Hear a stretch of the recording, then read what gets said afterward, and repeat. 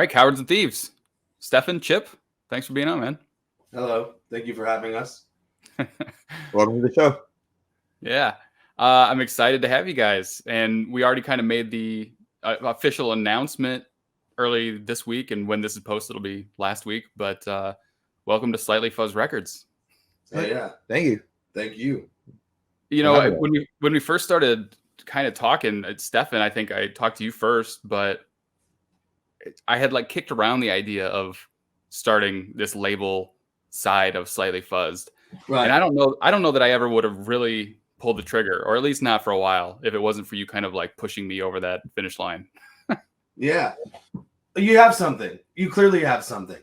And you have this whole community of people that listen to music that's kind of like, I don't know, I think we fall more into your kind of music than we do a bunch of music that we would tour with or we would play with down here in Florida.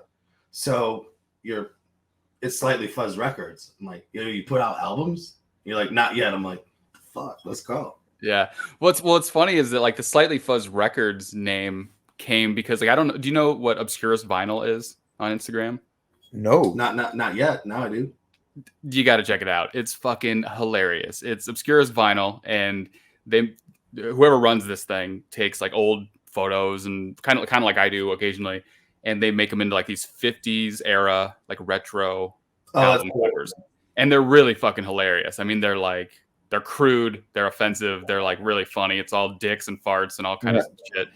And so I'm like, okay, they're called Obscurest Vinyl, so I'll be like kind of the stoner version of that. So it'll be like Slightly Fuzzed Records. Like these records have been slightly fuzzed, kind of a thing. Oh, nice. So like it was like that was in my mind. But even back then, even like 8 months ago, people were like, hey, so who's on Slightly Fuzzed? Who, can we send you a demo? Can you sign us? All this stuff, like way back then.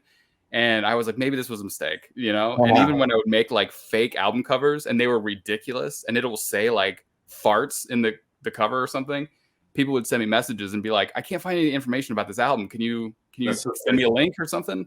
And I'm like, oh man, like, so at a certain point, I actually like took the records part out of my username. Right. And, and talking to a few label people on here on the podcast, I started to just kind of get like a feel for what they actually do.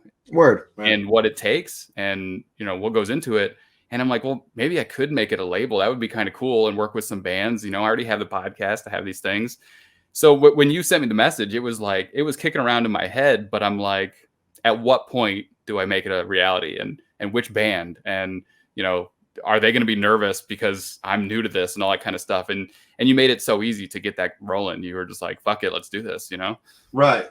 Yeah, no, it made a whole bunch of sense to me, but also I guess I misinterpreted why it was called Slightly Fuzzed. I just saw that you posted a lot of stoner rock shit and stoner doom shit and, slow down tune shit and sometimes fast shit. And I'm like, oh, okay. And we play with fuzz pedals and everything we have is fuzz the fuck out one way or another.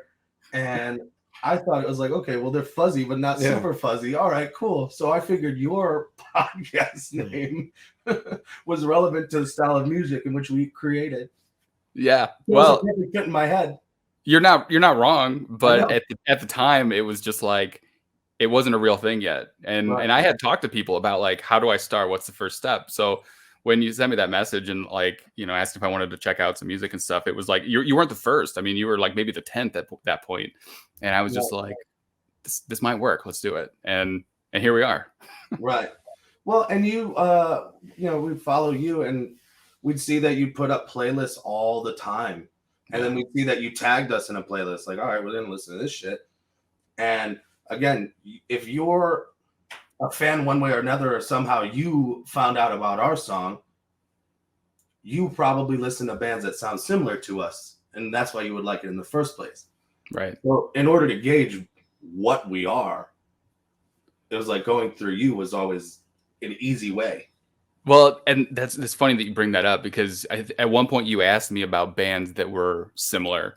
Right. And I had such a hard time coming up with bands, honestly, because like there's so many bands that could easily fit in like a very stoner rock category or desert rock category or stoner metal or doom even. And as soon as you asked me that, I was like, oh, I could probably come up with 10 bands for sure. And then as I started thinking about it, it was very hard. I could not come up with much. So like, how do you describe it to people? Because to me, it walks the line between so many things. It's like there's definitely like this punk edge to it. There's definitely elements of like metal and doom and stoner, but like it's not easy. It's not any one of those things. It really walks the line between some of that stuff. I think it's different for everybody within the band, at least. Mm-hmm. Some people, like, I think of it as a pop band. We're writing pop songs. Yeah, you told me that once on the phone. We were talking, and you're like, we have this punk band too, and we'll talk about that. But you looked at it as like a pop band, and I thought it was so funny because it's heavier than half the stuff that's on the Slightly Fuzzed playlist. Right. Yeah. I don't know. I just think the melodies being catchy make it poppy. Yeah. We're a hard band to put in a box. Yeah. Right. Which is cool, but it's also extremely fucking difficult sometimes because, like, when you're trying to find your identity but not wanting to change shit up, it's like, I'm not going to be a fucking new metal band. We're not going to write new metal songs. No beef. You know what I mean? But, like, that ain't me. So I can't go play shows with new metal bands. But also, like, I'm not going to change it up. Yeah. Well, I think that's why I loved it so much. And I put Luminous Doom on the playlist and stuff is because I get tired of hearing like these like real kind of meandering light desert rock songs that are 12 minutes long and they're instrumental and they just kind of go through all this different stuff and it just lasts. So I'm bored. And then also at the same time, if I listen to like death metal or something, sometimes I'm like, calm down. All right. Just calm down. Like, what are you trying to prove here? And you guys just kind of keep walking that line between it's catchy. I like catchy shit. I like Queens of Stone Age and stuff. So it's like, it's got catchiness, but it's fucking heavy too. And it's like, that's what I loved about it is because I don't have to like pick. I can just be like, it's heavy and I can have fun with it. I can enjoy it and it's heavy, Yeah. I think everything has to be super quick to us as well. A 12-minute song is too much for me. You guys are definitely not writing 12-minute songs. In fact, some of your songs are very short. It's funny that you like Doom because Luminous Dooms are a long song. It's like, and it's only like 3:45. Yeah. And sometimes when we're playing it, and you get lost in it and you're stoned or whatever, and you're like, shit, this is taking forever. It's like, dude, it's only been 15 seconds. Yeah, that's hilarious because there are so many fucking songs in this genre that are 15 minutes, not 15 seconds. It's like they're so long. Yeah, big respect, but that's not us. Yeah. So let's talk about that EP because the first thing that I heard really was Bread and Circuses, and like I said, I loved it. But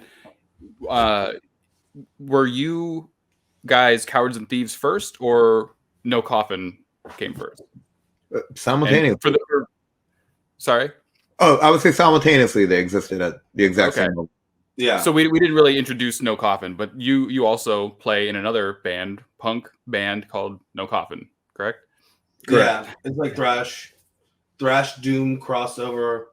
Okay. A million other things. Again, same shit, but can't put in a box. Devil shit. So was the idea to like make a more poppy quote unquote band than No Coffin and call it Cowards and Thieves, or what was the beginning of that? Cowards and Thieves is a band to give us space to write. No Coffin is just a relentless freight train where Cowards we have space like Luminous, perfect example. We have time. We're something that's like we don't have that benefit in No Coffin. Yeah. So I just saw a couple of days ago on your Bandcamp that you do have another EP on there that must have came before Bread and Circuses. Yeah, that was like more so the demo, but yeah, it was an EP. That was a series of songs we wrote before we had a full blown band. It was like, okay, we got to do this. Let's go. Yeah. So I think I don't know. It's there. Do you remember what year was that came out? The first? That was 19. Okay. 2019, yeah. How long you guys been playing together? As a band or as individuals? You two specifically. I mean, you're obviously in both bands, so like Yeah. you guys know each other for a while. Yeah, since 2017. Yeah. Since 2017, we've been in bands together, and then since 2019 we've been in these bands together. Right. Okay. So what are some of the bands that you guys were into starting these bands? Like, I mean, call them influences, I guess, on the music, but like, what's the kind of shit that you like? What do you listen to? Okay, those are two separate questions, I would say. Yeah, I think they are too. Yeah, hit him with the inspirations, guy. Oh, there's a lot. So I like heavy shit, but I like shit that hits hard with drums. I'm a drummer. I play drums in No Coffin. I play guitar and I sing in this band.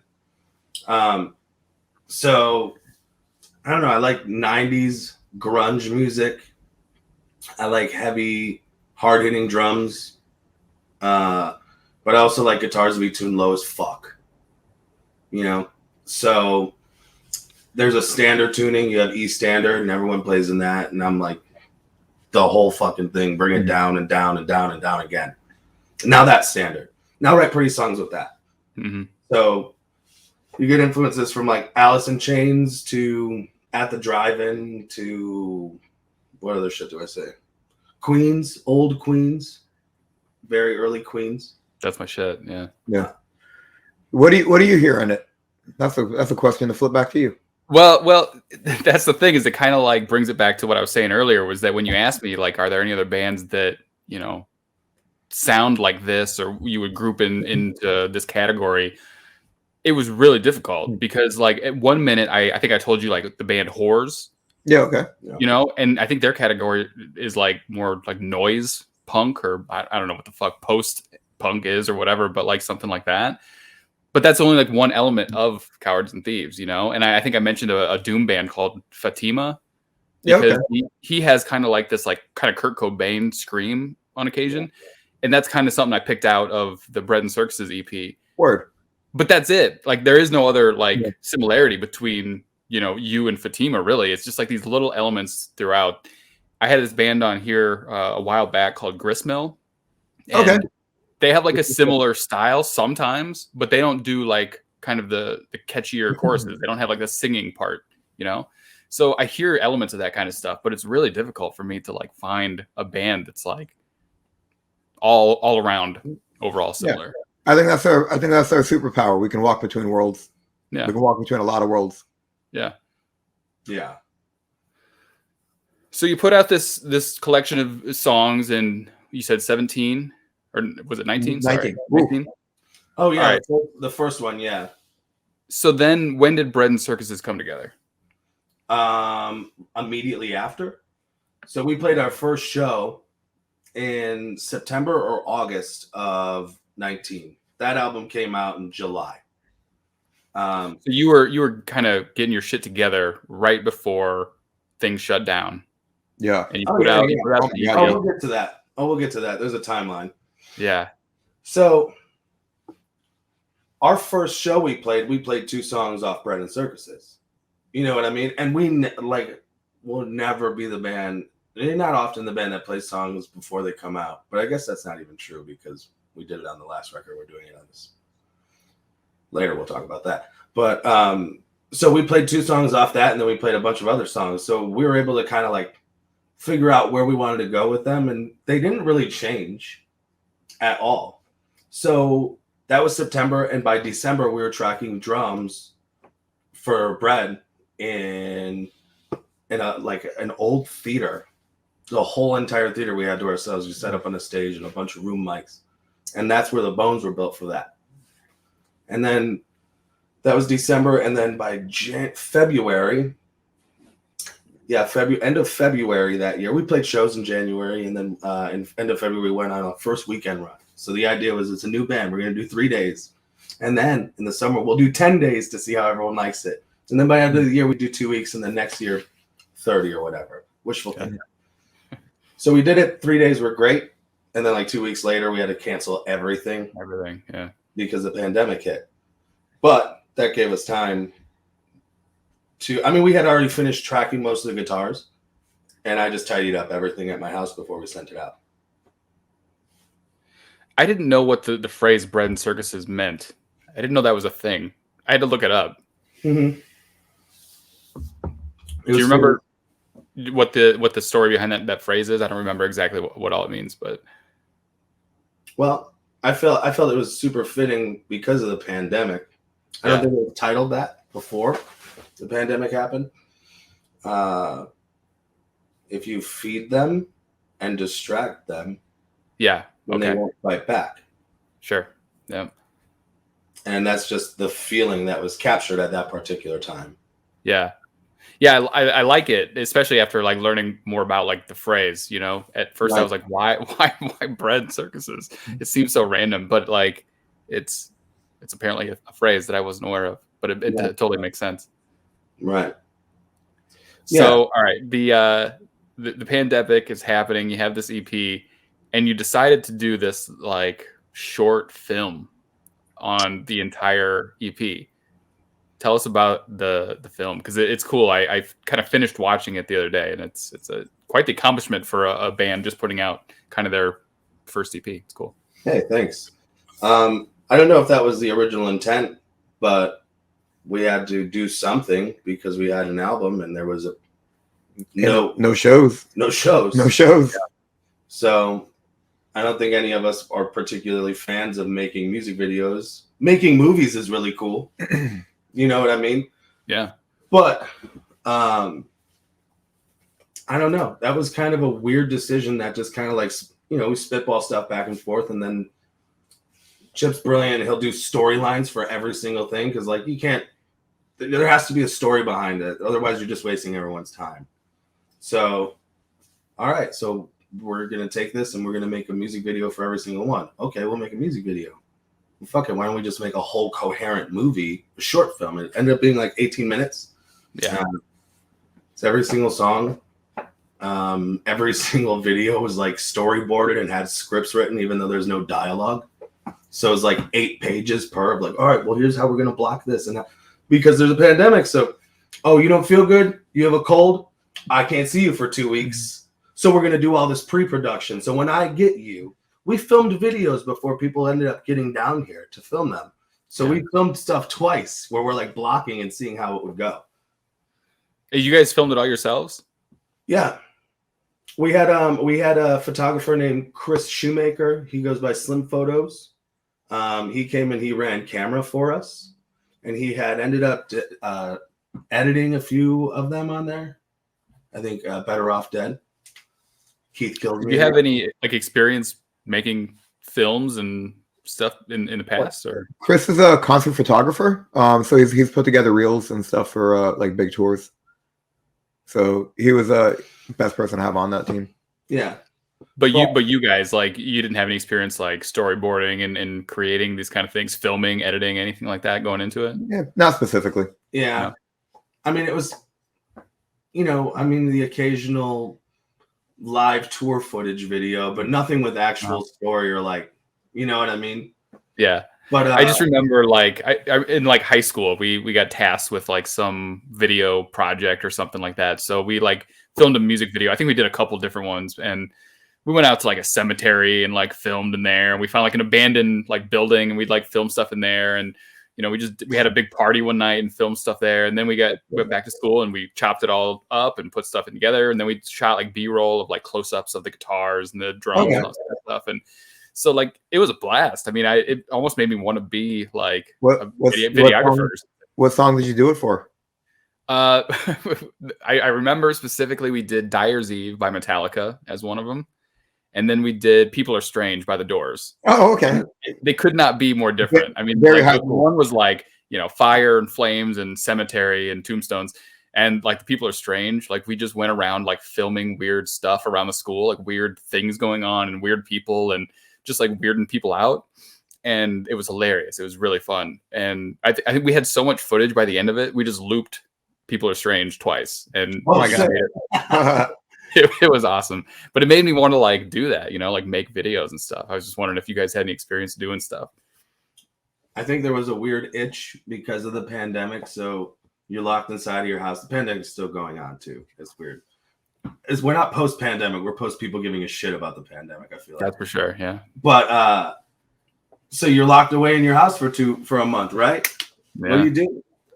You record albums, and then you have to have downtime. And what's your downtime? I'm gonna watch. Or you start a podcast. You know. Yeah. So for me, it was I'm gonna watch every B, C, and D horror movie that's available online.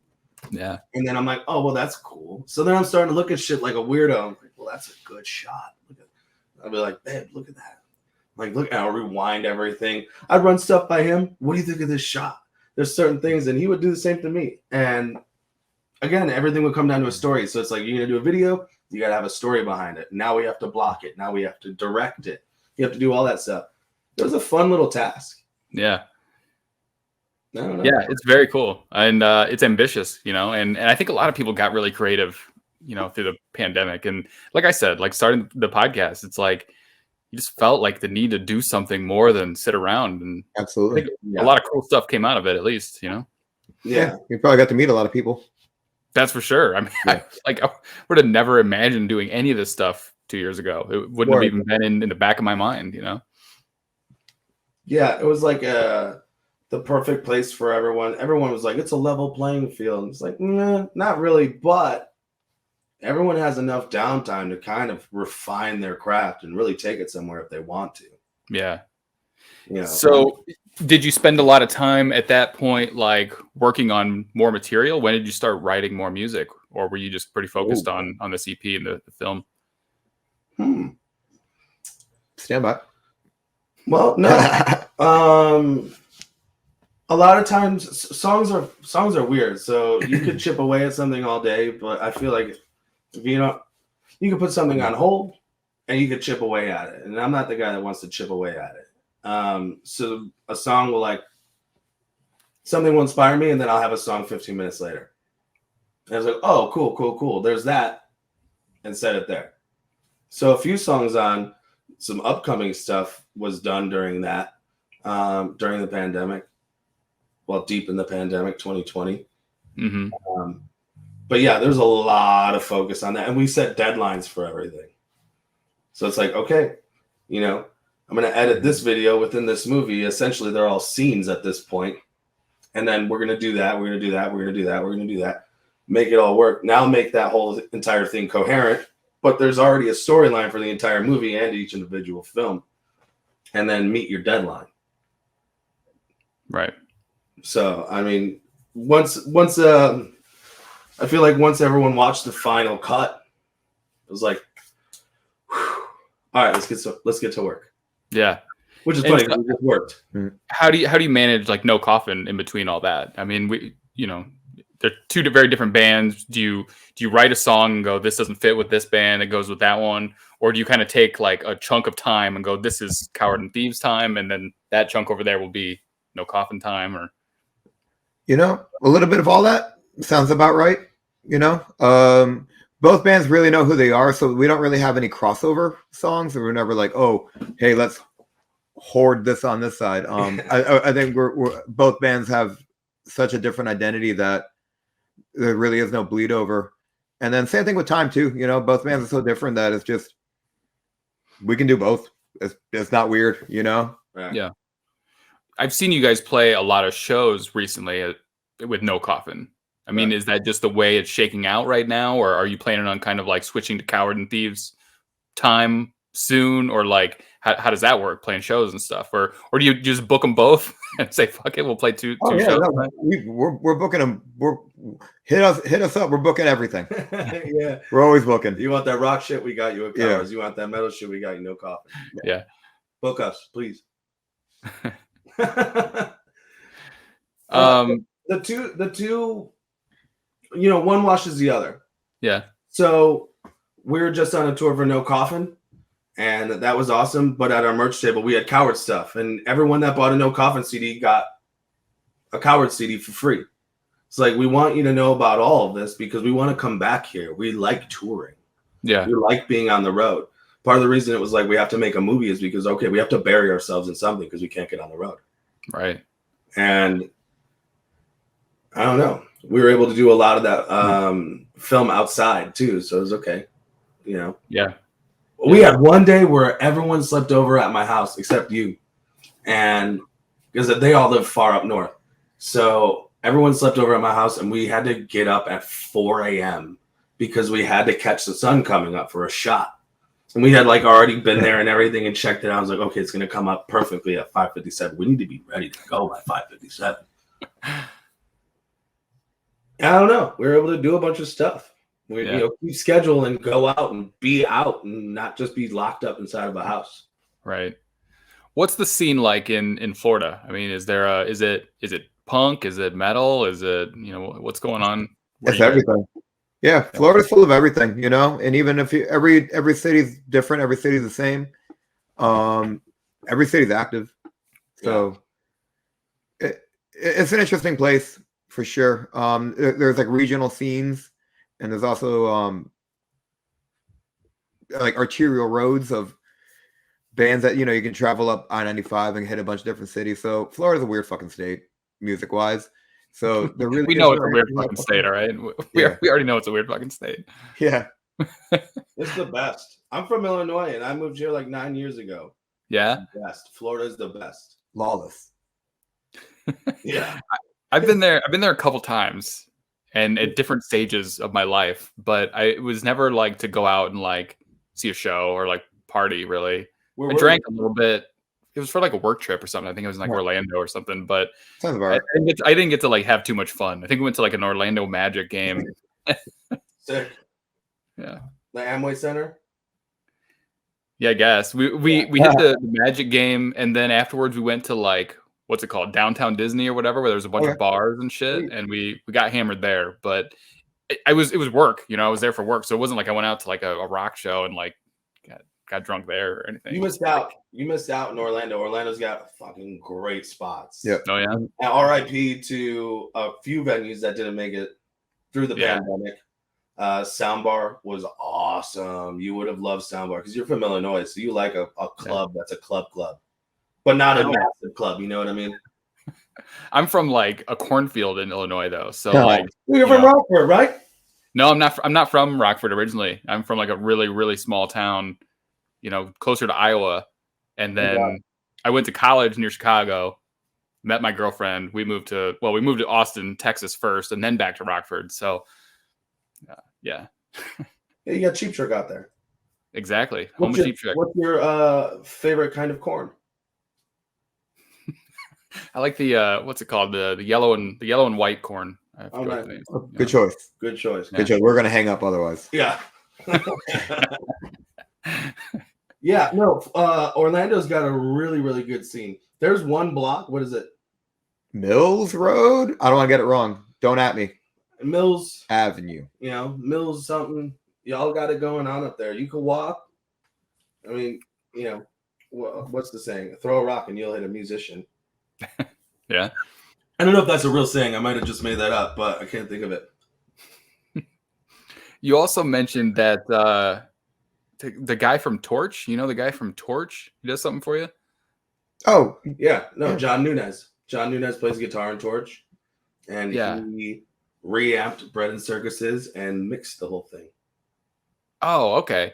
Yeah. Who is the guy that runs the t-shirt shop? Oh, that's Rick. That's Rick the drummer. Rick the drummer of Torch. Yeah, that's all of our shirts. Oh, okay, all right. So you have a connection to Torch in both. All right. Yeah, with those two individuals, and they're awesome. Print Smith, 305 is Rick. If you need anything printed, he's great.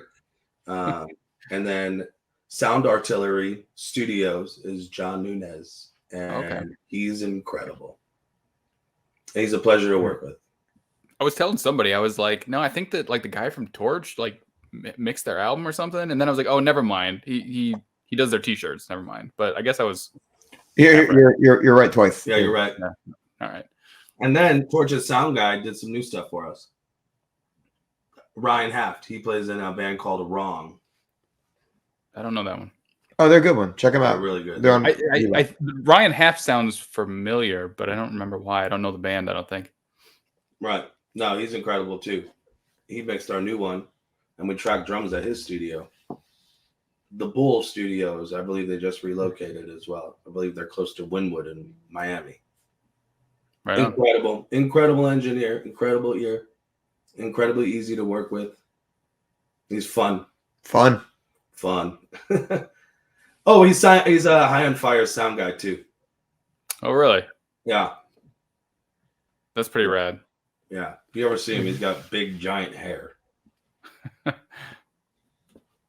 So we've kind of mentioned it a couple times, so we might as well just dive into it. What are you guys working on now, and what's the plan this year for future and You're throwing it to me? for music? Well, we signed with you, and we partnered on putting out a new album. Yeah. It's dedicated to dead people. We finished it a few months ago, and it was recorded by Peter Allen, who plays in a band called Palomino Blonde, by myself, mixed by Ryan Haft, and mastered by Brad Boatwright, Audio Siege in Portland. It's the next chapter. It's the next chapter. How does it differ, in your opinion, from Bread and Circuses? How has your sound evolved, or how your writing evolved, or anything? I think everything's just evolved because of time. You know what I mean? Yeah. Yeah, it's louder. It's less. There's less restraint on the record. I think Bread and Circus is like a very restrained record where Dedicated, we kind of let the chains off a little bit. The songs get a little heavier. The songs get a little darker. Songs get a little faster too on some parts. So it's a little more slack on the chain for this album. I think it's definitely heavier. Right. I mean, there's still that pop element as you would call it, but it's definitely a heavier record, I think. Cool. I mean, there's that one acoustic song on it. I was just gonna say that. Yeah, I was just gonna say there is that one song though, and I won't give it away to anyone. I won't sing it for you or anything like that. But there's that. Yeah. No, I don't know. I feel like Bread was being written at the beginning. It was like that album started being written summer 2019, and then things changed. And by the pandemic, most of that was already written. And it was like, oh, we'll tidy this up here. We'll do this here. We'll do this here. And then like Dedicated was like full-blown pandemic panic. But not even panic, just being like, yo, what the fuck? Yeah. This is crazy. Like I do audio and video for like corporate events, and I was just like completely out of work. Yeah. Great. I'm able to do this. This is all I want to do anyways, but I'm a freelancer. So like, I don't get unemployment. I don't get anything like that. So I had to like tighten up the belt a lot and try to make stuff work the best that I can. And sometimes it becomes extremely stressful, and then your anxiety grows so much. And then that's going to come out naturally in the songs that are written between everyone. Everyone felt, I'm sure every single person in the world feels the same way. No one's like, yo, this pandemic's been tremendous. I've lost almost everything. Inflation. I got offended and had to walk out. Yeah. So it's like all that is naturally just going to come because there's no like themes other than reality. Yeah. So I feel like everything just naturally evolved on its own into what it is. And then I always say that they're like Samson Time albums. Once you're done with it, you can't change it. So it's like, well, there's that. That was that. So when I look back on something like the first album, the first EP that we put out, and I'm like, yeah, it's there. That's because that's there. I'm no longer that person anymore. We're no longer those people. We've grown, whether in frustration or in a healthy way. I don't know. It's got to be tricky as like a big band that has like songs you kind of have to play for fucking 30 years or whatever to have to keep kind of going through that. Because I understand what you're saying. Like if I was a musician and I made something at this point in my life, and even 5 years down the road or 2 years down the road, I'd be like, I'm not really that anymore, or I've gotten better, or my sounds change or whatever. I don't want to keep playing that thing. I'm on this right now. So like, some of those big bands that have to play the same fucking set list for 30, 40 years, it's just got to turn into like this weird like job at that Imagine point. writing a song about the worst day of your life and having to sing it every day for somebody. Yeah, Ooh. exactly. Yeah, some of those songs, those are the ones that stick with people. Are those really like personal moments? But on And the then- other hand, like you wrote the song about the worst day of your life, but if you have to play it for everyone, that means that you're a draw. That means that it is your job. Yeah. I mean, yeah, poor them, selling out crowds or whatever. But Yeah. it's like, You think but Dave still, Grohl, it's you like, think Dave Grohl gets upset that he's got to play Everlong? He's like, I think there's probably a part of him that goes, "Can I take this out yet?" And everyone's like, "Fuck no," and he's like, "God damn it." Yeah, you haven't eclipsed it yet. Yeah. Maybe the next album. No. I don't know. I don't think he's mad about it. Dave Grohl specifically has so much shit going on that, I mean, I don't think he cares. But no, that's the man right there. Speaking of Dave Grohl, like, have you seen this stuff about his new movie? He's got a new movie out called Studio 666. Yeah, Just the trailer. it's just a trailer. It's in theaters only. Yeah. Yeah. I see people arguing about it on Twitter almost daily about either Dave Grohl sucks and fuck him and fuck this movie, or like, he's the man, I love it, I'm gonna go see it. We made a movie. That motherfucker ripped us off. Boom. Stupid ass Dave Grohl. He ripped you off. Ripped us off. We made a movie first. Yeah, come out. What you gonna do? Play drums. I'm pretty sure that his movie has dialogue in it. I don't think We had ours is called Studio 665. Yeah, his is a sequel. Yeah. Come out. Are you gonna go see Studio 666? Who else can we fight? I go see it.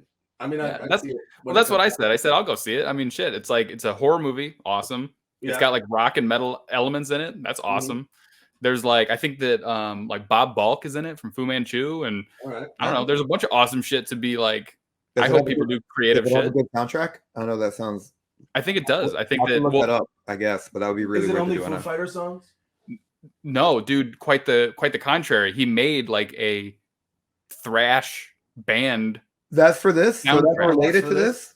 Yeah. Oh, we heard about. And the it's last like 3 weeks of our life makes sense now. It's like a pretty legit, heavy song, and like that's part of the soundtrack.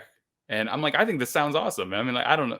I just didn't like understand all the hate towards Dave Grohl specifically. And this is coming from someone that doesn't listen to the fucking Foo Fighters. I don't ever listen to the Foo Fighters, but I think it sounds fucking rad as hell. No hate at all. That dude rips, and that dude has worked his ass off. So like, that's a dude's an inspiration. You know what I mean? Think outside the box. That dude is the king of reinvention. One way or another, he's done shit with everyone. He don't need to do shit with anyone. I mean, he's been successful like 15 different ways, and even if he just played drums on Songs for the Deaf, I'd say Dave Grohl's the fucking man. And that's like a low point in his career, and I'd say that's like, that's enough right there, and it's probably like the least significant part of his career. That's that dude's best body of work. Yeah. What was Probot? Was that Probot was banging too? Yeah. Yeah, Probot. Yeah. He beat the shit out of the drums on that Songs for the Deaf album. He can't fight though. Yeah. That's your headline right there. Yo, I'm 5'5". That dude will fuck me up. Bring it. Bring it. Show up. Let's sell tickets. Let's sell tickets. Play my garage. Yeah.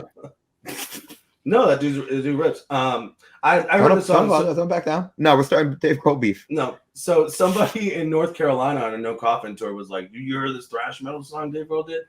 I'm like, yeah. Oh. So I was like listening to it. It's fucking long, man. What are you doing a 4-minute thrash metal song? A B A B A B C A B A B. Like, you don't need to drop the 5th verse. Yeah, I got that much time. I got that much time in this cookout drive-through. But he has the skill to do almost as a joke make like a legit soundtrack like that just on a whim. It's like it's not even his job making music like that. But he played drums on Tenacious D's albums. True. Yeah. And all the lead guitar. I think he was the devil in the Tenacious D movie. And he was in the movie. Yeah. Yeah.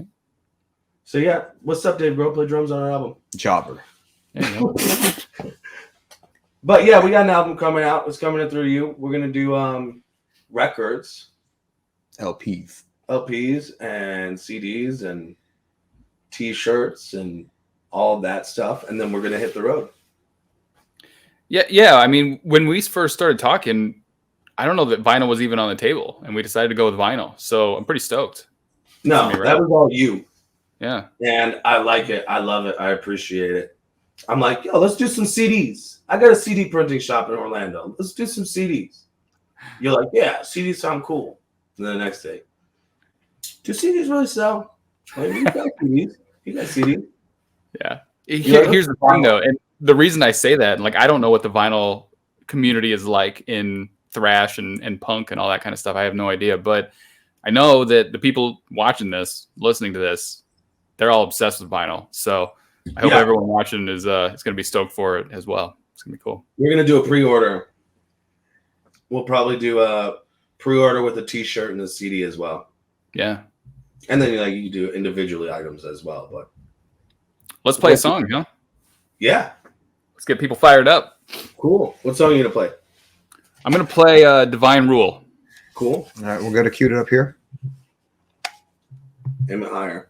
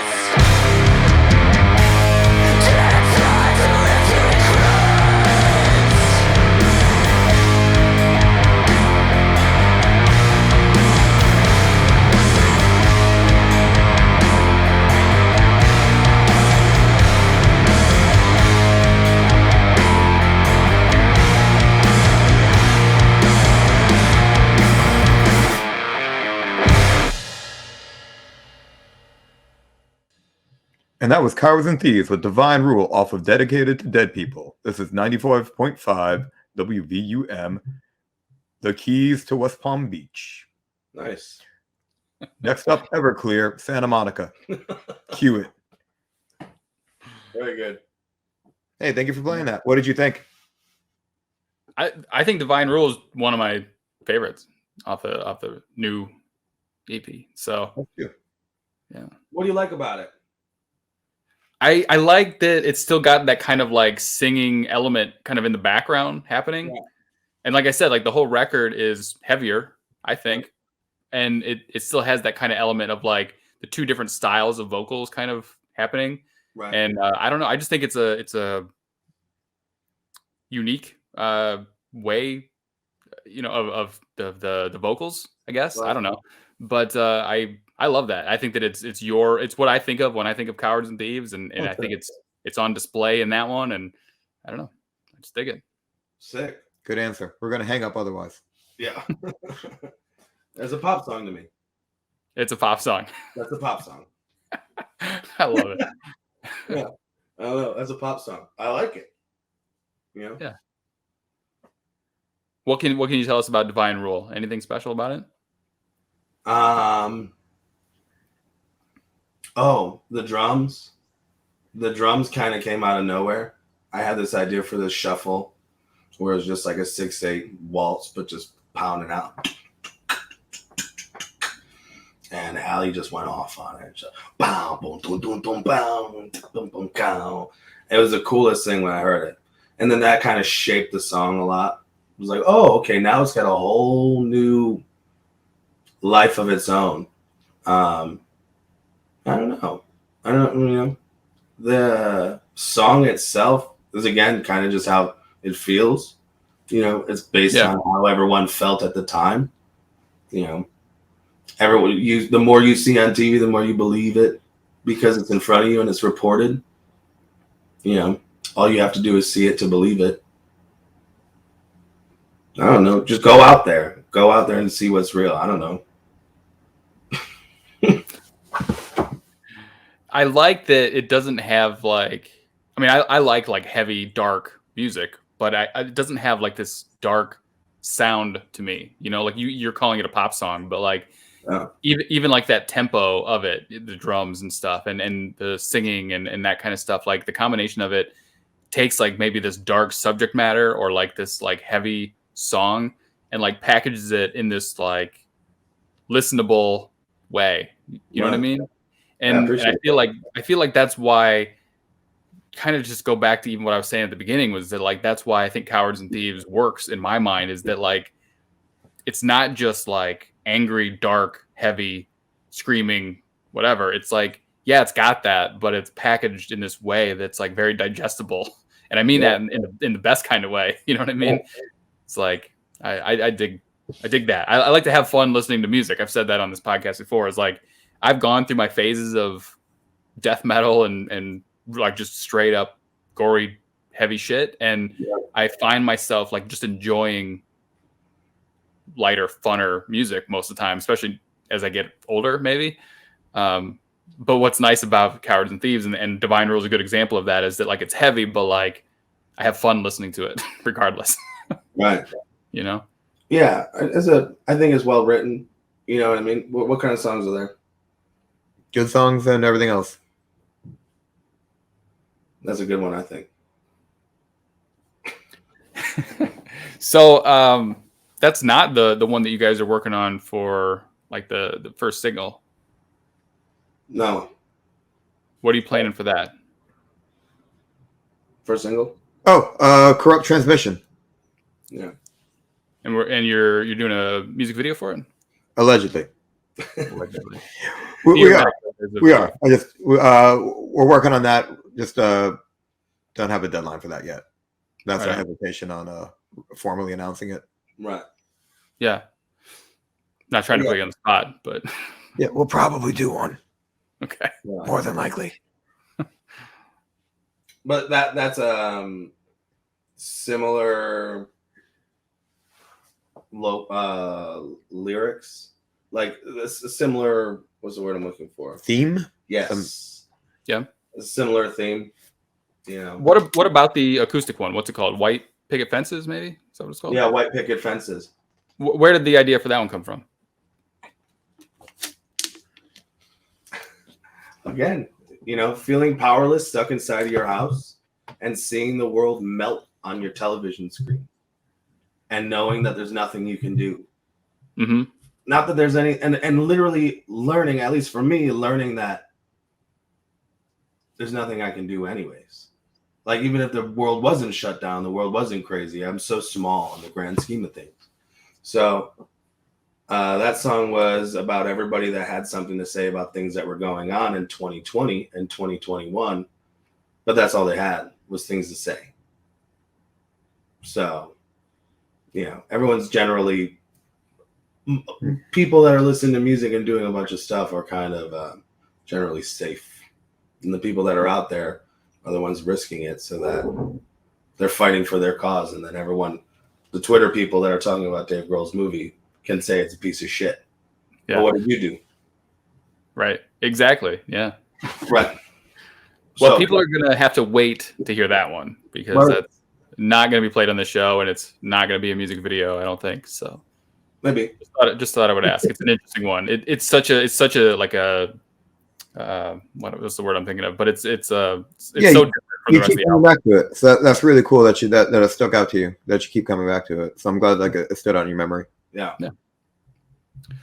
All right. The last thing we have to do, it's kind of becoming an initiation for a new Slightly Fuzzed record band, is a segment that I'm calling Shitting, Fucking, or Playing.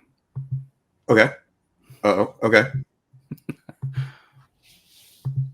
So I'm going to show you a few photos here. And you're going to tell me if this person is shitting, is he fucking, or is he playing an instrument? You take this first one, sir. He's playing an instrument. Playing an instrument. Final answer? We'll compare scores to Earl of Hell and see who gets the Slightly Fuzzed trophy here. He's playing a Casio keyboard. But he's playing sticks on it, so... Oh, he's pooping. He's pooping. Yeah. Right. He might be playing a Casio keyboard. You don't know. You don't know. Yeah. We're on a shirt. Deep V. That's a deep V cut. He's a Styx cover band. Right, what else? What else we got? All right. All three. I don't know. That's a solo face. She's ripping on a guitar. You think so? Yeah. 2 guitars. Yeah. Yo! Bass face. I didn't say no. It's a guitar. A stringed instrument. That's a face. She getting nasty with it. She fucking hitting some grooves right there. Yeah.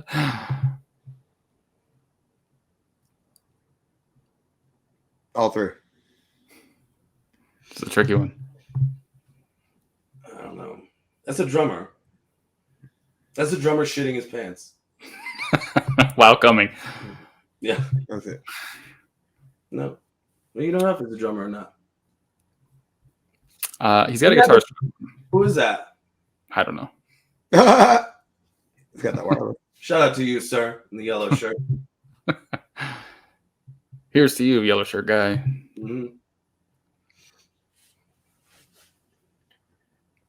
I feel she's singing. Yeah. She's laying down group vocals right there. The chants. Singing? Oh yeah. Recording. She's fucking. Oh, okay. Oh.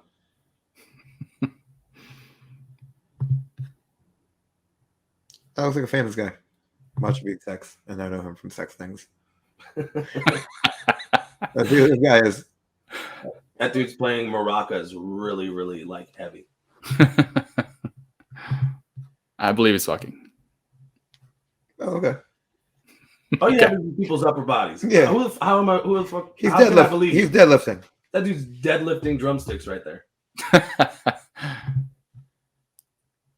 That man is playing a guitar or a lap steel. No one's having sex with him.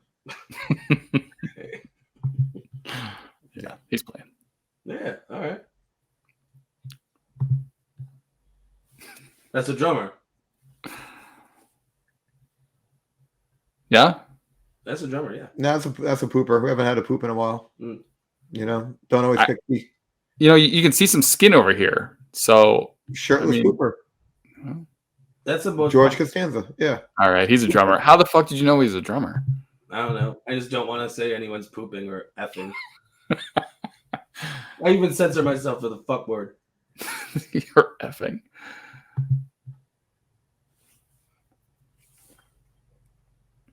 That's a singer of a Linkin Park cover band. doing the in the end part. Oh, that's a blooper. Poor guy.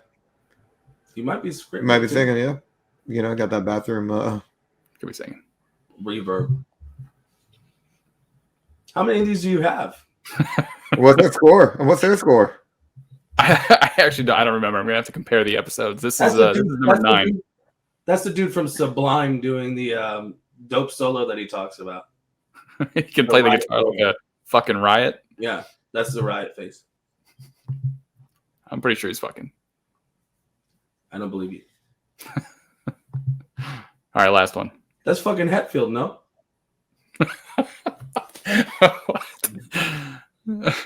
That's not Hetfield. I don't know. But he is playing guitar. What's that guy again? Or is that the same? I think this is a different guy. I'm face blind. Yeah. Yeah, he's playing a guitar. All right. Same thing with Hetfield. He's playing a Metallica song. Tell me he's not. That's Master of Puppets. He's on the 7th fret. I thought he's playing like Margaritaville or something. I don't know. Hetfield. Not that intensely. Is that Jimmy Buffet? It might be Buffet. Okay. Buffet? All right. Right That was now. shitting, fucking, or playing. I'm gonna have to compare scores, but We trounced them. Hold on. Shout out to Earl of Hell. Shout out to Earl of Hell. Video, and I need to know what's going on, and I can't wait to see it. yeah, you know what's funny is that I saw the pictures of it, and they're like at like a square dance, and there's like this American flag in the background, and they got boots, and they got like big belt buckles, and to me at first I was like, yeah, that seems like okay, they're making a joke at like country music, but then I was like, you're not even in the U.S. You're Right. just Where are they cracking a from? joke at you're cracking a joke at me, I think. Where are they from? Scotland. Scotland. Yeah. Well, So we'll see. We'll see what comes out of it, I guess. yeah, I can't wait to see it. Yeah. Next time you talk to them, tell them to send it to me when they're done. Yeah. It's for it's Hang 'em High, I think is the single, and it's gonna be cool. It's one of my favorite songs on that EP coming out. So Sweet. it'll be cool. Yeah. Pre-order's up right now. If anyone wants to go grab some Earl of Hell. Get it. Get it. Well, we appreciate this podcast. Yeah. We appreciate everyone's time, everybody that's listening. Thanks for coming on. Thank you for having us. Thank you for partnering with us on a record. I could not be more excited for this record to come out. And while you are the second band that I've announced, you are the first that we really started kind of working on. Earl just beat you to the pre-sale, I think. Let's go. Let's go. Can't wait to get it. How many guys in Earl of Hell? 4. Oh, shit, never mind. Yeah. If it said 3, it would have been on. Yeah. Yeah. He just wants to play. Yeah. Yeah, we got Dave Grohl, we got Earl of take it. Hell. You gotta sell tickets. Guys, Yeah. I'll take it. We're gonna play in a boxing ring. Triller, what's up? Put us on the next Jake Paul card. Yeah. See, that's the next venture for Slightly Fuzzed. I can pit all these bands that come on here against each other. Make some real brackets. We'll run through them. Slightly Fuzzed boxing. It has to be boxing though? Shit. Yeah, I don't know. We'll get them. What are them Slightly giant Fuzzed bare Kids knuckle Bop gloves? We'll get giant Kids Bop gloves. Ooh, we'll get the red ones. Other guys will get the blue ones. Ooh, baby. Sock and bopper. Sock and Boppers. Not a sponsor, but you could be. But you could be. But you could be. Yeah. You will be after we fucking take out this whole bracket. Yeah. Make it a goddamn 32. I'm gonna run through everybody. Take the fuzz cup. Fuzz Cup, baby. Back to Florida where it belongs. Keep it there. 10,000 years. All right. We're hanging up like we're in charge of your podcast. No, we're not. Yeah, well, I appreciate you coming on, and I'm looking forward to what's coming out here next. And we won't say too much, but Dedicated to Dead People coming soon. Can we say a date, or can we announce that in a week or two? I don't know. Do you want to say Yo, if you made it through till the end, you deserve a little treat. Ooh, like it. Go ahead. Yo, 5/13. Yeah. 5/13. May 13th for you Europeans. Yeah. Friday the 13th. It's Friday, Okay. right? God, I hope it's Friday. Someone look that Yes. up. The 12th is a Thursday for sure. Friday the 13th. Yeah, Friday the 13th. Mark your calendars. Mark your calendars. All right, guys. Toronto looks dope. Let's go. Oh, and there's a bonus on the side B, but you'll see that when you get it. Right on. Later. All right. See you later. See ya.